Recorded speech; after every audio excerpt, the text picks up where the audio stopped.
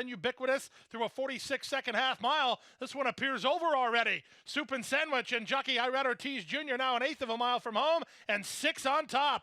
Twice Tumeli has rallied into second. The battle's on for Miners, but it's all about Soup and Sandwich, a flashy debut winner by Into Mischief. He won by 5 in the end.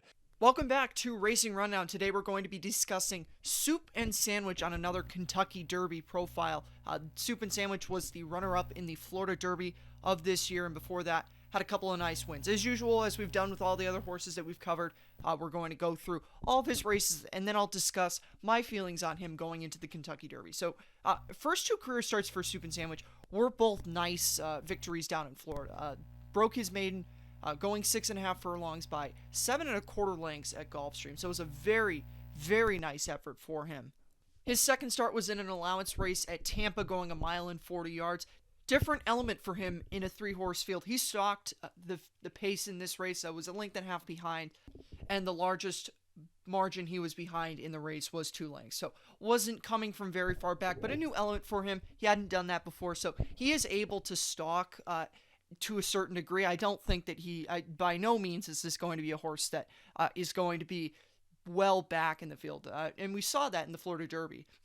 He ran the typical second place finish, but presses the pace early race that Florida Derby runner-ups usually run. We've seen this with Chivalry and Bodie Express the past 2 years. So he was that horse that set the pace early and was a factor and got run by late in the race, but still hung on and was able to pick up a Derby spot. So 3 nice races in his career. He actually was coming into the Florida Derby undefeated, and there were 2 nice maiden / allowance winners coming into that race that had not started in stakes races. The first one was obviously Soup and Sandwich. The other one was Collaborate. Collaborate did not run the race that Soup and Sandwich ran, and did not run the race that the bettors thought he was going to run. But Soup and Sandwich ran a lot better than what people gave him credit for, and I think because of that, you look at the way that he's won his races before. They were good victories, like I mentioned. Broke his maiden by 7.25 lengths, and then in that allowance victory that he had at Tampa, going 1 mile and 40 yards, that was a 2.75 length victory, so almost 3 lengths. Again, it was only against 3 horses, so be that as it may, but still, strong effort and good finishes throughout his career. So this ultimately gets to the point of, how do I think Soup and Sandwich is going to progress into the Kentucky Derby, and then how well do I think he can run?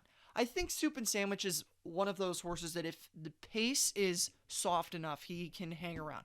I think, though, that there's a lot of horses that are going to want to run the trip that Soup and Sandwich is going to want to run. And I think there being several more horses besides him that are going to run that trip, or want to run that trip, I should say.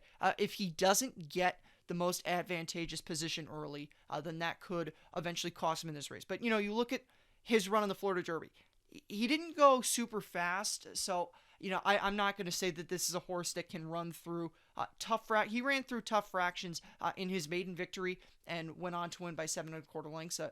So is he a good horse? Yes. I think that he's going to be one of the best value horses in the Kentucky Derby, because I think a lot of people are going to overlook the second place finish in the Florida Derby. And his maiden victories and his allowance victories have not been as highly touted as some of the other runners in this race. So because of that, I think that he can be a horse that is going to be a rather generous price on the odds board on Derby Day. So, and I could definitely see a situation where if post positions work out and the early part of the race works out to a certain way, that he could get away with not necessarily going slow, because I don't think anyone is going to be walking in the early parts of this year's Kentucky Derby, just because there's too many horses that I think want to be in the same area. But especially now with Caddo River being out of the Kentucky Derby, though, that definitely does benefit him, because there's going to be one less horse that is going to want to run the kind of trip that Soup and Sandwich is going to run. So I think if everything works out right trip-wise, I could see him having an easy enough pace, and if he's a right enough price, I usually like to go for longer shot horses above 20-1 that are closers, that are able to run on late and pick up a 3rd or 4th place finish at massive odds, like Mr. Big News did last year and Country House did in 2019. But I would not be opposed to this year having that kind of horse be a horse that was running on the lead and was getting run by the winner and horses coming from behind, but still had enough in him to be able to hold it out toward the end of the race. I don't think that that's going to be the most likeliest scenario, but if things work out with the chart and a trip is theoretically possible, then I would not be opposed to seeing that with Soup and Sandwich. I think, though, that ultimately the fact that there are several horses that want to be in the same position as Soup and Sandwich is going to be the thing that costs him in the Kentucky Derby. And I don't know really how good he is. His maiden and allowance victories were nice, and I do think he's a good horse. But at the end of the day, I would not hedge my bets on him being a horse that can run the entire Kentucky Derby and be able to hold off a lot of the horses coming from the back in this race, including some of the favorites. So that being mentioned, I like him a lot. I'm intrigued in him, and if the price is right, I would give him strong consideration to use. But aside from a win, I don't think he's a win contender. So, but that's it for this preview. We'll see you for the next Kentucky Derby profile on Racing Rundown. Make sure to go check out our other ones. Have a good one. And Foreman a tiring third. They're into the stretch. Soup and Sandwich has the lead. Foreman tries to battle back to save the place. Looks like he might do that. Broadway on the outside. But Soup and Sandwich, the son of Into Mischief, easing up at the end, 3 lengths to the good.